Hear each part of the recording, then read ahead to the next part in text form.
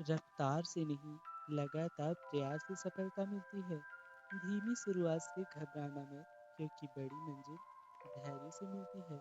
हाँ दोस्तों, हम अगर पढ़ाई करने बैठते हैं तो हमारा पढ़ने में मन नहीं लगता, और पहले से ही हमारा पढ़ने में मन नहीं लगता। अगर कोई मोटिवेशन कर भी देता है तो हमें जब पढ़ने का मन करता है तो हम जाते हैं, कुछ समय पढ़ते हैं, उसके बाद कापी किताब लेकर बैठ जाते हैं, फिर पढ़ते हैं, फिर मन नहीं करता।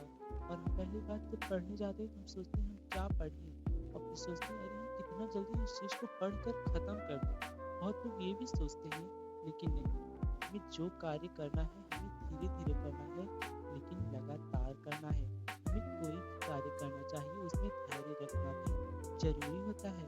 जो कार्य जितना ही आराम से होता है वो उतना ही मजबूत होता है, और जो जितना धीरे धीरे ऊपर उठता है वो जल्दी नहीं झुकता, और जो जल्दी से ऊपर उठना चाहता है वो उतनी ही जल्दी नीचे गिर भी जाता है। हमें ये पेड़ पौधों से भी सीखना चाहिए। जिस प्रकार एक बल्ली का पेड़ धीरे धीरे बढ़ता है, लेकिन वो जल्दी नीचे नहीं गिरता। और एक है हमारा बांस का पेड़, जो बहुत जल्दी से ऊपर उठ जाता है, और उसी प्रकार वो जल्दी से नीचे झुक भी जाता है। इसलिए हमें जो भी कार्य करना चाहिए उसमें धीरे धीरे करना चाहिए, लेकिन हमें लगातार करना चाहिए। हमें उसी बीच रास्ते में ये नहीं सोच कर छोड़ देना चाहिए कि अरे, बहुत लोग ऐसे भी होते हैं कि हमारे दोस्त तो बहुत आगे चले गए हैं, वो लोग इतना सिलेबस कवर कर लिए हैं, लेकिन हमें उनका नहीं देखना है, हमें अपना देखना है। वो लोग इतना सिलेबस कवर कर लिए हैं, पढ़ लिए हैं, क्या पता उन्हें बीच में का आता ना हो। हम धीरे धीरे ही चलें, लेकिन उसे पूरा पढ़ते हुए चलना है हमें। हम धीरे धीरे ही भविष्य चलेंगे। कबीर जी ने एक दोहा भी कहा है कि धीरे धीरे रे मना धीरे सब कुछ होए, माली सींचे सौ घड़ा, रीतु आए फल होए। इसी प्रकार कहा है कि अरे हमें अपने मन को धीरे ही रखना चाहिए। अगर माली एक दिन ही पेड़ में 100 घड़े सींच देना, लेकिन फल नहीं आएंगे उसी दिन। जब उसका समय होगा तभी फल आएगा।